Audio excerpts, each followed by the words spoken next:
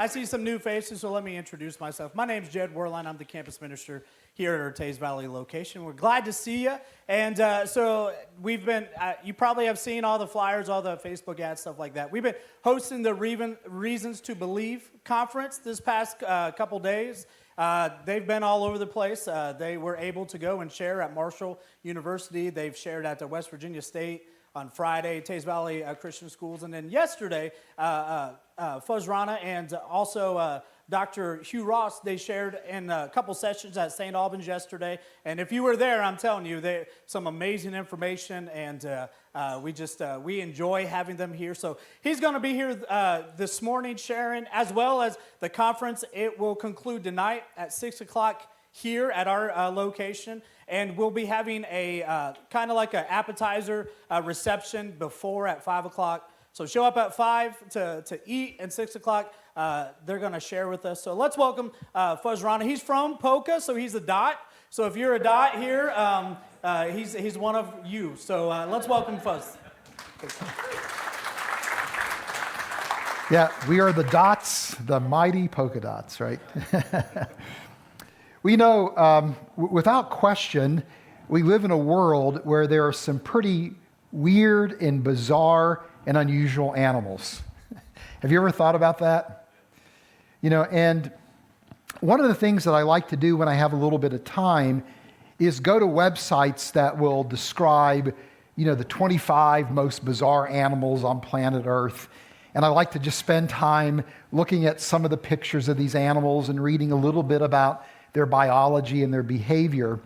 And when I do that, a lot of times my attention turns from curiosity to really a rather profound question, which is, why would God create these kinds of odd and unusual and bizarre creatures, right? What could their purpose be? And so this morning, we're going to address that question. And as we do that, we're going to discover that the answer gives us insight into who God is, and also gives us insight into who we are as human beings made in God's image.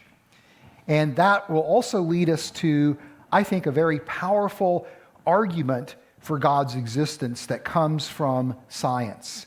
So that's what we're going to do this morning.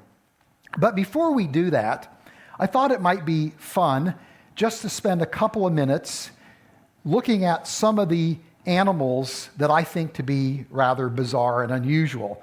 And maybe your list might look a little bit different than mine, but this is just to have a little bit of fun easing us in to this morning's discussion.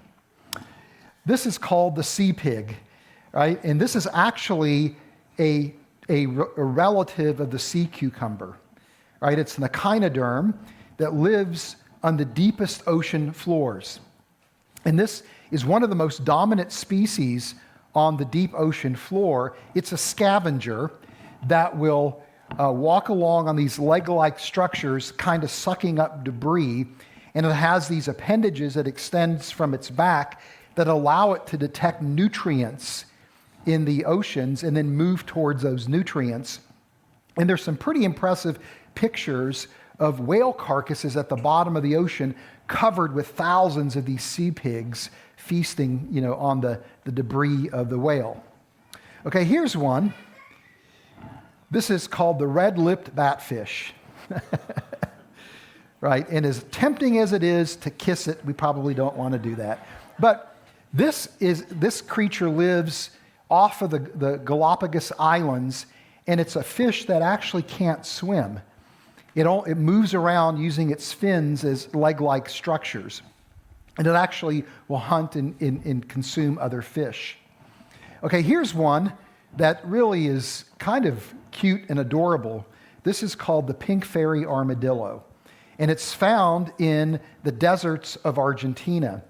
Now, as tempting as it might be to take one of these and make it a pet, you can't, because scientists have discovered that when they remove these animals from the desert, within a few days they die, and nobody is quite certain what is the cause of that. But anyway, cute creatures. Here's one that only a mother could love, and maybe not even a mother could love this creature, but this is called the star-nosed mole.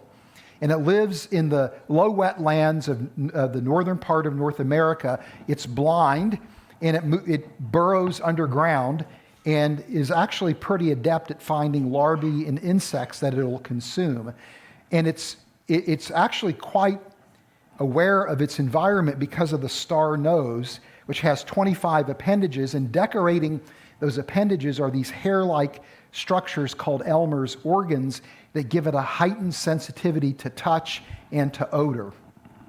Okay, this is one that junior high boys are going to find to be their favorite, and those of us who still are junior high boys at heart. This is the bird-dropping spider. And this creature lives in the coastal areas of Australia, and it's a master of mimicry, and it looks like bird droppings, which wards off predators for obvious reasons, right?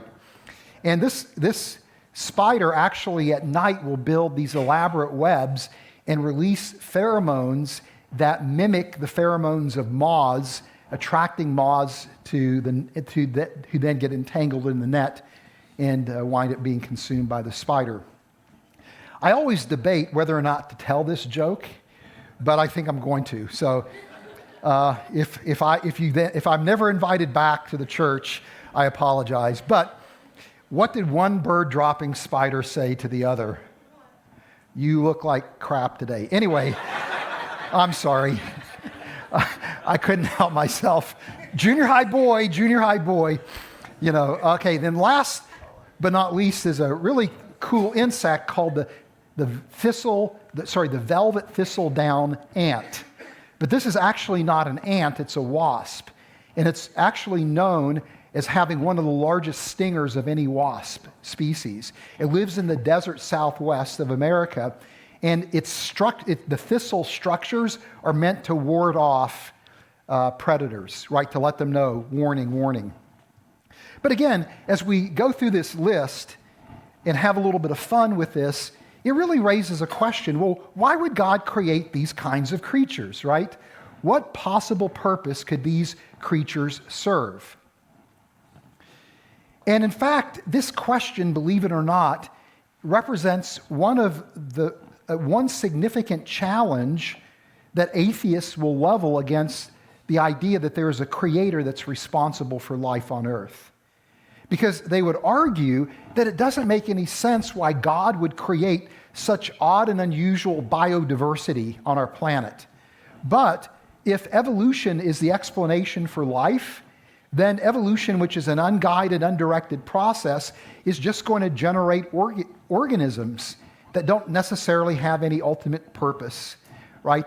That the oddities that we see, the biodiversity that we see that may appear to be senseless to us, in fact is senseless. It's just a product of a mindless, unguided, undirected evolutionary process. In fact, at the turn of the last century, in the early 1900s, there was a famous scientist in Britain called J.B.S. Haldane. Maybe some of you have heard of him. He's the father, or one of the fathers, of the science of genetics, and was also an outspoken atheist. And the story goes that he was giving a talk about some features of biology, and after the talk, an elderly woman came up to him and asked him, well, what does your study about nature tell you about the Creator? And this is how he responded. He said, if one could conclude as to the nature of the Creator from a study of creation, it would appear that God has an inordinate fondness for stars and beetles. And of course, you know, we live in a universe where the visible universe has about 2 to 3 trillion galaxies, and each galaxy has, you know, maybe 200 to 400 billion stars. So we live in a universe where there's a vast number of stars, right? But we also live on a planet where there's a vast number of beetle species. Estimates are there are over 100,000 species of beetles, right? And J.B.S. Haldane's point in that quip was, what's the point? Why would God create so many beetle species? Do you really need that many beetle species to fulfill their role in ecosystems, right? And so again, this represents a challenge to the idea that there's a creator that's responsible for life. Now, as a Christian apologist who works in the life sciences, my first gut reaction is to try to come up with an explanation why God would functionally create that many beetle species, or why God would create these odd and unusual animals, trying to explain it in pragmatic terms, in functional terms. And as I've thought about this challenge over the years, I realize that maybe what we're doing is we're thinking about this question in the wrong way, that we're thinking about God as an engineer when we ought to be thinking about God as an artist.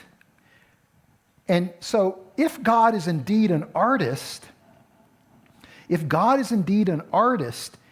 then what we see in nature makes sense, right? The reason why God creates over 100,000 species of beetles is because he indeed has an inordinate fondness for beetles, right? And that these beetle species, which are beautiful species, they're interesting in their own right, reflect the artistic expression of a creator who creates for part of the reason for his enjoyment. He creates because that is his nature to create.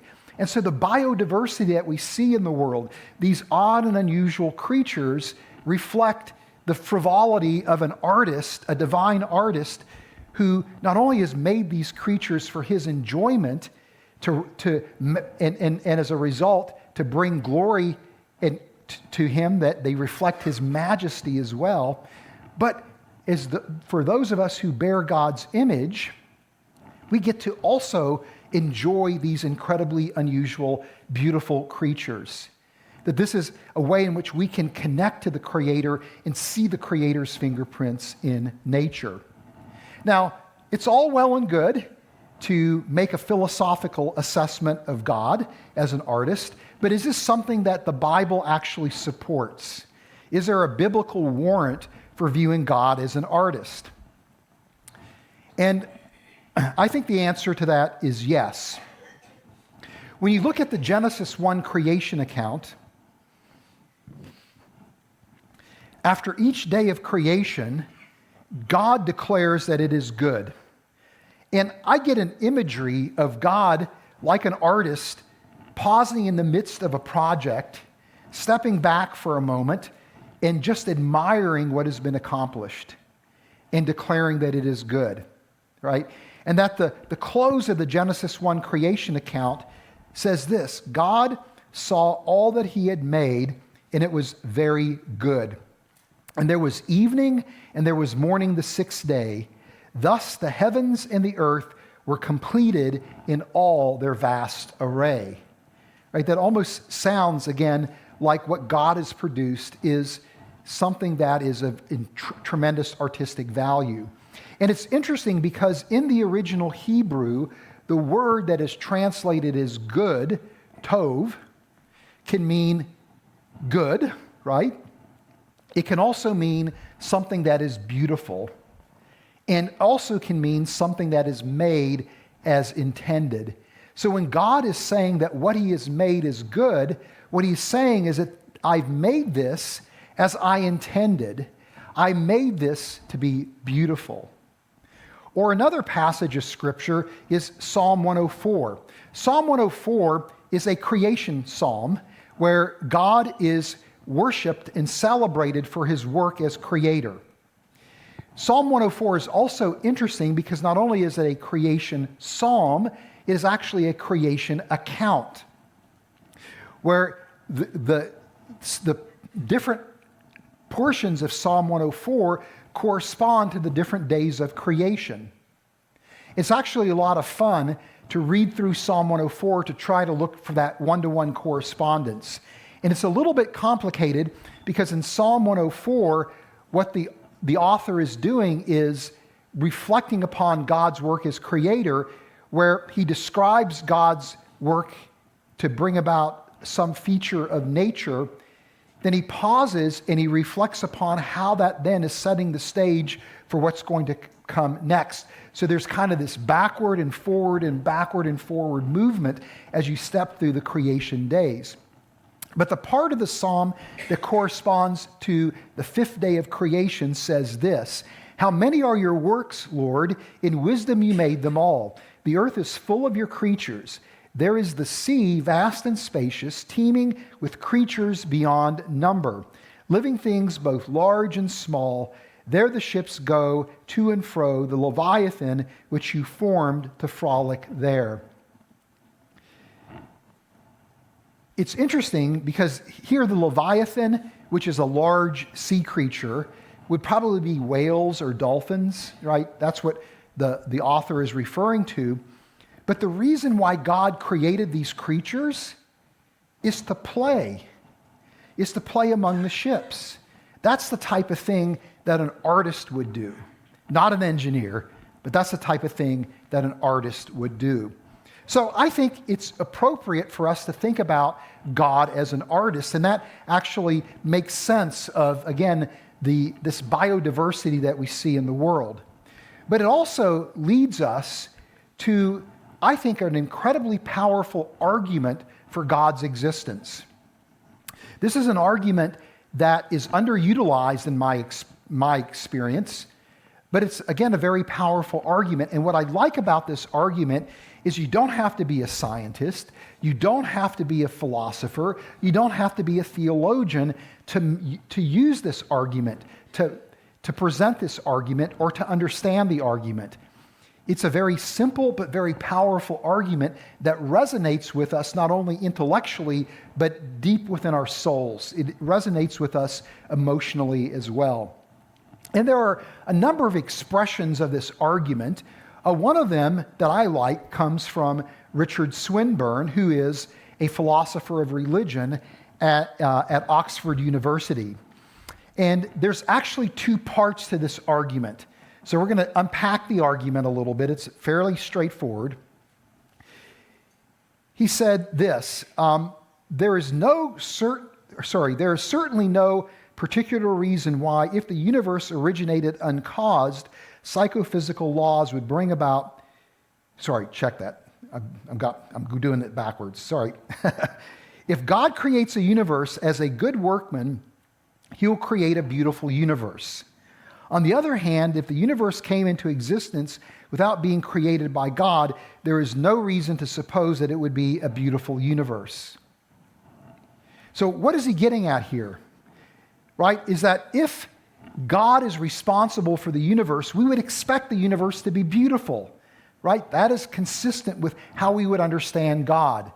But if the universe is just a brute reality, if it's just simply originating through mechanistic, materialistic processes, why would the universe be beautiful? There's no reason to think that would be the case. So he's arguing that the best explanation for the universe is, and the beauty of the universe, is that it is the handiwork of a creator. Now, how is it that then we as human beings can appreciate that beauty? Right? And here he points out that there's no reason why, if the universe originated uncaused, that psychophysical laws would bring about aesthetic sensibilities in humans. And our aesthetic sense is our ability to appreciate beauty. That's what is meant by an aesthetic sense. And he's arguing here that, look, if we're just the product of evolution, why would we be concerned with beauty? There's no reason for that. And we're going to unpack that in some detail here in a minute. But if we're made in God's image, then we are designed to appreciate that beauty, to revel in that beauty. In fact, we are designed in such a way to desire to create beauty ourselves as image bearers. So then, the whole argument really rests on this question: is it possible for evolution to explain our aesthetic sense, our appreciation of beauty? In fact, this is one of the defining features of human beings, is that we are obsessed with things that are beautiful. We will stop what we're doing and we will immerse ourselves in those things that are beautiful. We will contemplate beauty. And it's not just simply the beauty of nature, but we are obsessed with creating beauty ourselves. And then we delight in experiencing and immersing ourselves in the beauty of those things that are made by other human beings. We are obsessed with beauty and spending time contemplating that which is beautiful in the world. Now, there are three general approaches that I've seen evolutionary biologists take to try to explain beauty. One of them is that our aesthetic sense is an evolutionary byproduct that is accidental and unintended. That there is no utility for our sense of beauty, it's just an evolutionary byproduct, right? In evolutionary theory, there's an idea that a lot of our features as human beings don't really serve any true survival advantage. They just simply happen to be emerged through the evolutionary process for no real rhyme or reason, right? So that's one model. Another model is very similar, which says that evolution emerges through genetic drift. Again, it's kind of an accidental property that emerges that doesn't really have any true survival value. So I'm going to respond to these two by, again, pointing out a point that I've already made, which is that as human beings, we are obsessed, again, with the exploration of beauty. This is what two evolutionary biologists write. This is a little bit technical, but this makes a very powerful point. Aesthetically driven activities are not marginal phenomena or elite behavior without significance in ordinary life. Humans in all cultures spend a significant amount of time engaged in activities such as listening to or telling fictional stories, participating in various forms of imaginative pretense, thinking about imaginary worlds, experiencing the imaginary creation of others, and creating public representations designed to communicate fictional experiences to others. Involvement in fictional imagined world appears to be a cross-culturally universal species-typical phenomena. Involvement in the imaginative arts appears to be intrinsically rewarding activity without any utilitarian payoff. So what he's getting at is that anytime we create, whether it's a painting, a sculpture, we write poetry, we write music, or we write a story, right? Or we experience those things that others have done, this is imaginary. This is all imaginary. We're dealing in an imaginary world, right? We're focusing our attention on an imaginary world, not on the real world in which we live. And there's no advantage to spending our time in imagination, right? When there's a world out there where we have to survive, where we have to procure food, we have to protect ourselves, we have to find shelter, right? There's no advantage to spending time contemplating beauty, right? It detracts from our survivability. There's no payoff for doing that. Yet, as human beings, we are utterly obsessed with doing these things. This is what an Indian philosopher, Mohan Mathan, says, but why is this good from an evolutionary point of view? Why is it valuable to be absorbed in a contemplation with all the attendant dangers of reduced vigilance? Wasting time and energy puts organisms at an evolutionary disadvantage. For large animals such as us, a necessary activity is particularly expensive.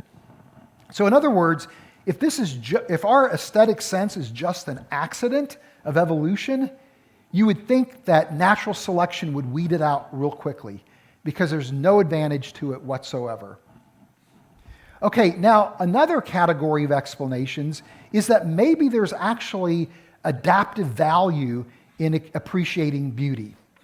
That maybe this is actually giving us a survival advantage. So one set of models that evolutionary biologists have proposed is that, well, maybe those things that we find beautiful actually contribute to our survivability, that we are aesthetically attracted to features of nature that provide us with the resources that we need to survive. So, for example, if you look at a setting like this, here's fresh water that we can drink, where we can get fish. We're in a woodland area that offers us protection. There's animals, there's vegetables. It's rich soil that we can grow food. So we're attracted to this because it contributes to our survivability. But here's the problem. We're also attracted to creatures and features of nature that are actually dangerous, deadly, in fact. This is called the yellow-banded frog. Beautiful animal, right? Don't want to touch it, because if you touch it, you'll die, right? Because of the toxins it secretes. Or look at this. This is called the blue viper. What an incredibly beautiful snake, right? But also one of the most venomous snakes in the world. So if we're attracted to things that are dangerous, that doesn't look like adaptive value to me. Or, there's these incredibly powerful displays that we see in nature that are beautiful, but yet utterly dangerous. I remember a few years ago, I was with my wife and some of my kids, and we were on the big island of Hawaii. And the volcano was erupting. It was actively erupting during that time, where there was lava flows going over certain parts of the island. And literally, it was driving the state officials nuts, because tourists would do everything they could to get as close to magma, just to view it because it's so beautiful. People are putting their lives at risk to encounter magma because it's so majestic and so beautiful, right? To see those magma flows. So the bottom line is that this idea that adaptive value, that again, things that are beautiful have adaptive value, just simply doesn't work. Now, there's another idea, and that is that maybe our aesthetic sense is a way in which we practice establishing patterns in nature, right? As human beings, we need to know cause and effect. That helps us. We need to recognize patterns and associate those patterns with things that will help us to survive, or things that we should avoid because they're dangerous, right? And so the argument is that maybe our aesthetic sense is contributing to our ability to learn this pattern recognition. Well, if that's the case, we would expect to see this behavior primarily in younger children, and then you would lose interest in aesthetics as you got older. That's what you would expect. But instead, what we see is that indeed young people are attracted to those things that are beautiful. That young people do want to make music and art, but that as adults, we become obsessed with creating things that are beautiful.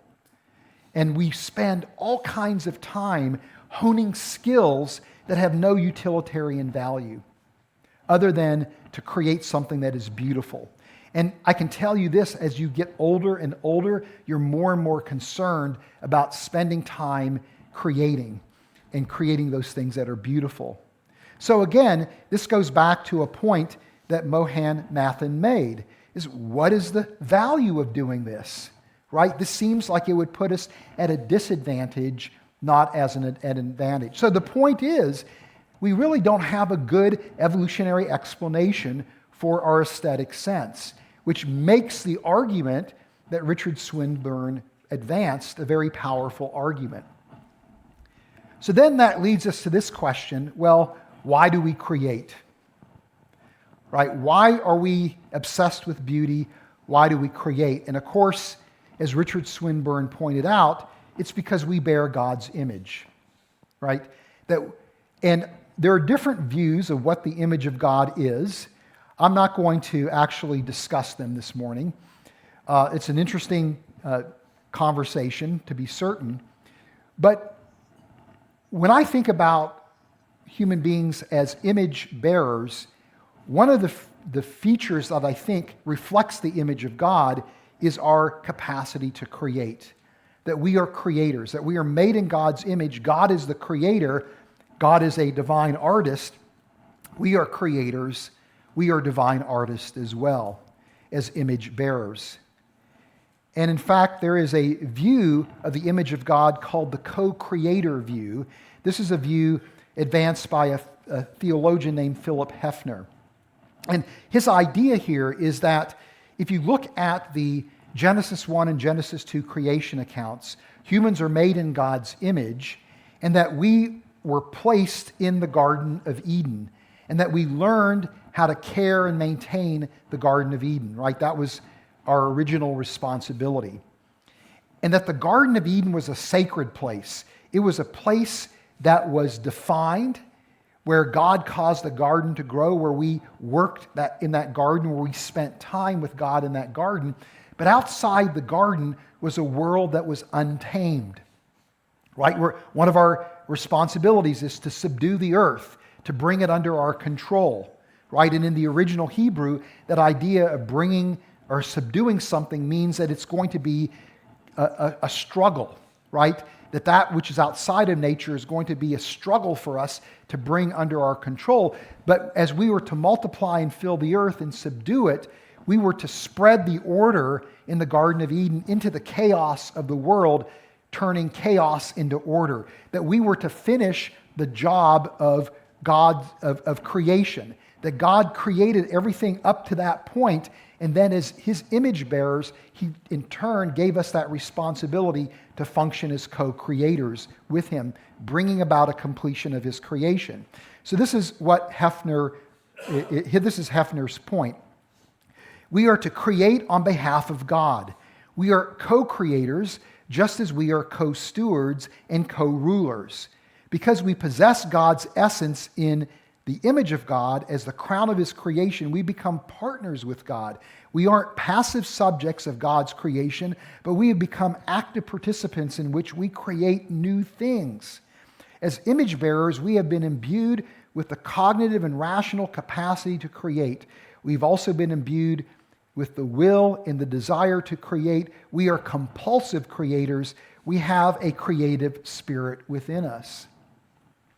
And so when I think about the idea that we are co-creators with God, that's pretty remarkable if you think about that. Because what that means is that when we as human beings who are made in his image produce a piece of art, sculpt a figure, when we write a poem, when we write a song, when we perform a musical piece, when we dance, when we design a building, when we construct a building, when we produce furniture or cabinets, when we as scientists develop a theory and conceive of experiments or observations we can make about the world, we are creating in all of those senses. We are expressing God's image. And as we create, it allows us to enter into a special fellowship with God who is the creator. It's a special type of fellowship. When I think about God as an artist, I'm deeply attracted to God. I want to know God even more because there's something in me that appreciates beauty and appreciates the ability to create. So, as image bearers and as co-creators, again, we have a unique relationship with God, and that relationship is intensified. It comes to completeness when we embrace the work of Christ on the cross. Because as human beings who are in a fallen state, who are marred by sin, we are separated from a holy God. But it's through Christ's sacrifice on the cross that we're able to be reconciled to God and enter into that special fellowship. We can be creators before we come to faith in Christ, but when we come to faith in Christ, our creative expression takes on completely different meaning and completely different significance because it gives us, again, a window into who God is, but a deep fellowship with him as well. I'm going to go ahead and bring things to a close by just saying thank you for having us here this weekend at Gateway. Thank you for having me here this morning. And just as a gift to you, if you use your phone, you can scan that QR code and fill out some information, and we will email you 2 ebooks.